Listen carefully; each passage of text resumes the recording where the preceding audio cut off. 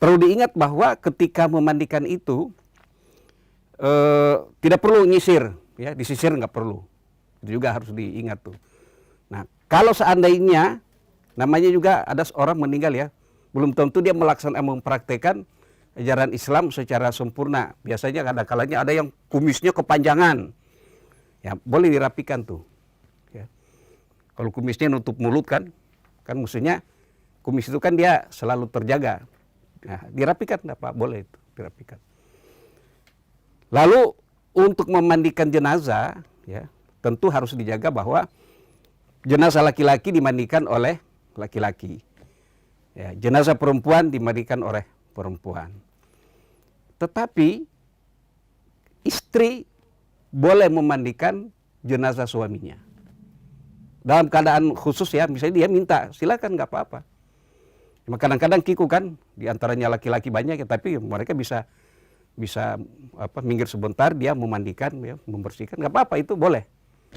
Begitu juga sebaliknya, ya, suami boleh memandikan jenazah istrinya, tapi itu hanya antara suami istri. Walaupun muhrim tidak boleh memandikan.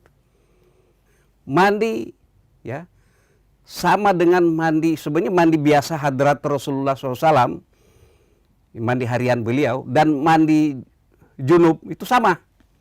Tidak ada bedanya. Itu seperti tadi wudhu dulu, atau tadinya masih istinja dulu, kemudian wudhu, setelah wudhu, lalu kemudian mandi dengan menyiramkan air ke tubuh sebelah kanan. Ya, jadi kalau kalau jenazah ya kita ambil air, kita siram, ya bagian tubuh kanan tuh, siram, ya. Setelah itu kemudian kita siram sebelah kiri, disiram, lalu kemudian seluruh tubuh disiram tuh, seluruh. Nah itu kan seperti wudhu orang hidup kan 3 kali, sama 3 kali juga, ya. Ketika orang mandi junub ya 3 kali juga gitu menyiram tuh. Baru kemudian kita bersihkan, mau pakai sabun silakan, ya. Kalau tidak ada sabun ya tidak, berarti tetap berlaku atau harus diteruskan mandi jenazah. Kalau ada sabun lebih bagus. Tidak ada sabun juga tidak apa-apa. Ya. Ada juga di beberapa tempat itu dicampur daun, ya. Ada daun. Kalau di Indonesia mungkin namanya daun bidara itu. Ini sebenarnya dia antiseptik, daun. Nah itu untuk dicampurkan di air lalu untuk memandikan jenazah. Nah, tapi kemudian nanti ada bagian akhir. Jadi bagian akhir dari memandikan itu dicampur, airnya itu dicampur dengan kapur barus. Itu yang terakhir tuh. Jadi siraman yang terakhir campur kapur barus. Ya, jadi tadi pakai sabun atau pakai daun, ya, daun bidara. Nah, setelah itu kemudian sudah bersih, terakhir itu kita siram lagi dengan air yang mengandung kapur barus kalau ada.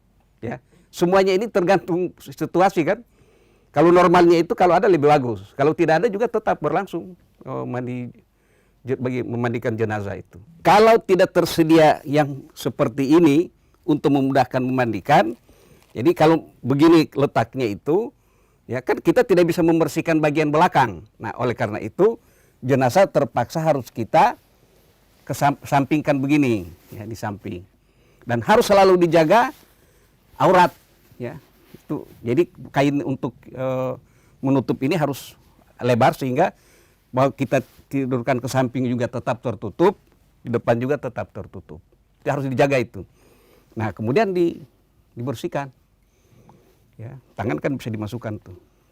Bersihkan, ya, disiram, balik lagi. Kan gitu. Kiri apa kanan sudah. Kiri sama. Ya, dicuci, bersihkan. Nah, yang kanan atas, kanan bawah kan belum. Ya. Kita itu sampingkan lagi terpaksa. Jadi kita ya dibersihkan, siram, sudah bersih, ya balikan lagi. Nah, tapi kalau ada alat ini tidak perlu. Tidak terlalu sulit kan, tinggal diangkat sedikit yang terletak di sini, ya, yang ada di sini kan, diangkat sedikit. Jadi bisa begini bersihnya itu. Lebih mudah, apalagi kalau pakai selang. Akan lebih mudah lagi. Nah, yang harus dijaga juga, lipatan-lipatan itu harus dibersihkan benar-benar. Kan lipatan itu di paha, ya, lipatan paha, terus lipatan ketiak, itu juga harus dijaga kebersihannya itu. Benar-benar dibersihkan. Ya. Seperti orang mandi lah, orang mandi kan tetap ketiak dibersihkan, ya, selangkangan dibersihkan. Nah, semua. Nah, kalau sudah selesai dimandikan, ya, yang saya katakan itu yang terakhir pakai kalau ada, ya, air yang mengandung kapur barus. Itu sebenarnya untuk supaya bau, kan biasanya kalau yang meninggal sudah mulai ada bau agak anyir atau apa. Nah, kalau kita mandikan dengan air kapur barus itu biasanya bau itu hilang. Ya. Nah, sekarang sudah mandi selesai. Ya. Nah, kemudian kita akan melangkah ke mengafani. Jadi kan sudah selesai mandi itu. Tadi sudah saya jelaskan bahwa kalau jenazah laki-laki, ya, ketika memandikan itu bagian auratnya yang di dalam hadis itu disebutkan mulai dari pusar sampai ke lutut itu harus tertutup selama memandikan. Baik itu dia didorong, ya, bagian belakang untuk dibersihkan, ya, bagian belakangnya itu bokongnya juga harus tertutup. Begitu juga, jadi ketika didorong, makanya kain penutupnya itu harus agak lebar, ya, sehingga ketika didorong ke kiri ataupun ke kanan, ya, itu selalu tertutup auratnya itu. Nah, tapi kalau jenazah perempuan, maka dia kan kalau di dalam hadis itu kan kecuali wajah, ya kan?